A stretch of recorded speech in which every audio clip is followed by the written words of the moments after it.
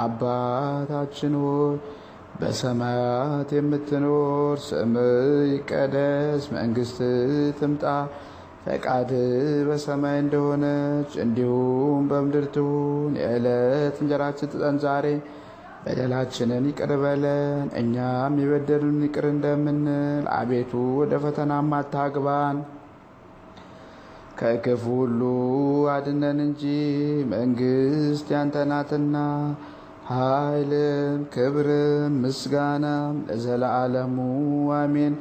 እመቤታችን እናታችን ቅድስት ድንግል ማርያም ሆይ በመልአኩ በቅዱስ ገብርኤል ሰላምታ ሰላም እንልሻለን።